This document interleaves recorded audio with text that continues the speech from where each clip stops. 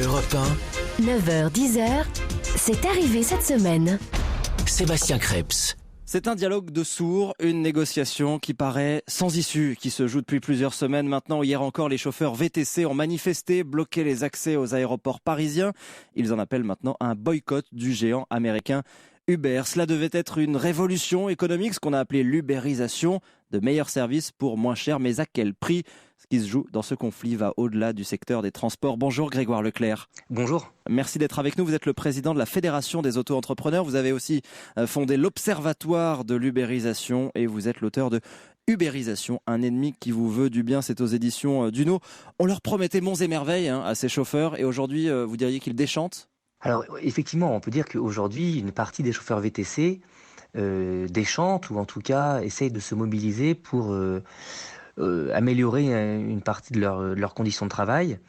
Ce qui se passe de manière assez pragmatique et concrète, c'est que une partie de ces VTC, ce qu'on appelle les VTC, des chauffeurs de véhicules de transport avec chauffeur, sont finalement mécontents de la baisse des tarifs imposés par Uber, pourrait-on dire, et ils cherchent finalement à bénéficier de tarifs anciens, de tarifs qui existaient il y a encore 3-4 ans, de tarifs qui étaient supérieurs, qui étaient en gros 20% au-dessus de ceux d'aujourd'hui, et ils espèrent que l'application va les entendre, ce qui paraît effectivement un peu compliqué aujourd'hui dans la mesure où d'une part ils sont assez peu nombreux, on va dire que hier ils étaient 200 à manifester, au début de la semaine ils étaient 250-300, donc ils sont encore finalement minoritaires par rapport à la masse des VTC de France. Il y a 22 000 personnes qui, ne serait-ce qu'en Île-de-France, exercent le métier de VTC.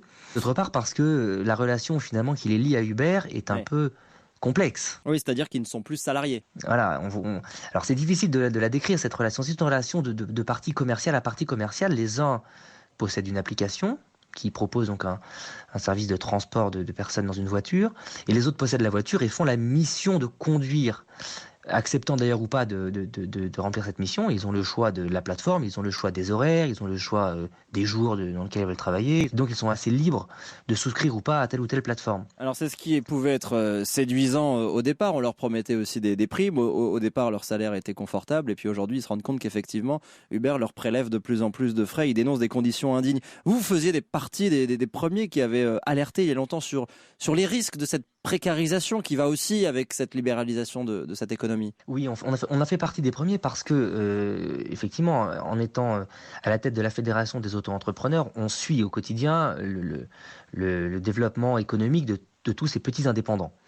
Aujourd'hui, en 2016, il y a à peu près 120 000 auto-entrepreneurs qui ont eu recours à une plateforme pour gagner du chiffre d'affaires supplémentaire et donc gagner du revenu.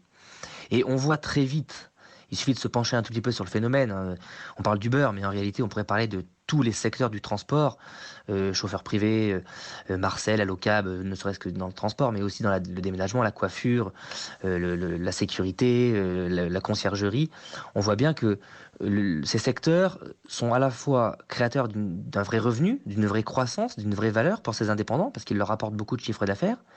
Et puis de l'autre, on voit que ils risquent de les précariser assez vite dans la mesure où ces indépendants deviennent très rapidement dépendants de ces plateformes. Ils deviennent dépendants économiquement, matériellement, ils deviennent dépendants parfois opérationnellement parce qu'ils ont une très forte pression à se connecter sur les applications. Et finalement, c'est aujourd'hui que ça éclate avec les VTC, mais c'est un sujet qui nous est posé depuis maintenant 2 ans et demi, 3 ans. Comment fait-on pour mieux accompagner ce phénomène d'ubérisation, ce phénomène de plateformisation, où d'un côté, les indépendants ont besoin de revenus et sont bien contents de le trouver chez les plateformes, et de l'autre, les indépendants ont besoin de sécurité, ont besoin finalement de protection sociale, ont besoin d'une garantie de revenu minimum, ont besoin d'une assurance maladie quand ils sont malades, ont besoin d'une assurance d'accident du travail quand ils se blessent, ont besoin de finalement tous ces à côté qui pourraient les comparer à le salariat d'hier. On est arrivé au bout d'un modèle, vous diriez, il est temps aujourd'hui de l'encadrer, de le réguler? Alors on n'est pas arrivé au bout d'un modèle parce que malgré tout, l'ubérisation c'est encore balbutiant. Oui, on a une urgence à réguler, à réglementer parfois, à apporter des critères de qualification entre les indépendants et les plateformes.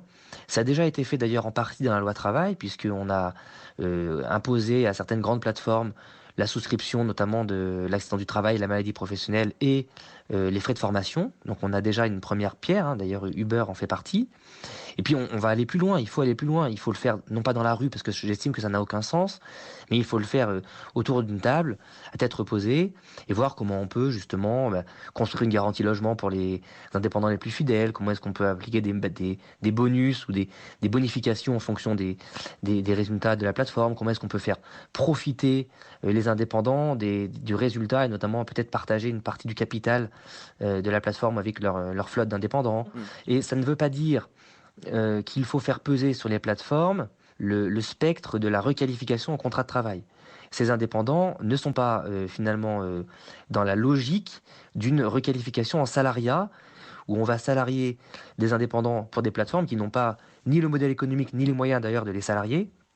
Mais on est dans une logique de relation commerciale entre deux parties qui finalement doit se pacifier, s'accompagner, s'organiser dans tous les secteurs des services. Et c'est la spécificité effectivement de ce qu'on appelle l'ubérisation de l'économie, mais on a un peu le sentiment que c'est le Far West, que ces acteurs d'Internet sont des géants surpuissants et qu'ils mettent un peu le pied dans la porte et on définit les règles après en fait. Alors ça, il faut reconnaître que la façon dont Uber et dont beaucoup d'autres plateformes d'ailleurs procèdent pour s'installer sur un marché est un peu à la mode américaine, à la mode cow-boy. Il y a des plateformes françaises qui font pareil, hein, c'est pas propre aux Américains, aux Français ou aux Anglais. On est plutôt dans une logique de braver les règles. On a beaucoup de ces plateformes qui effectivement viennent au départ à la frontière borderline de ce qui se fait dans la loi.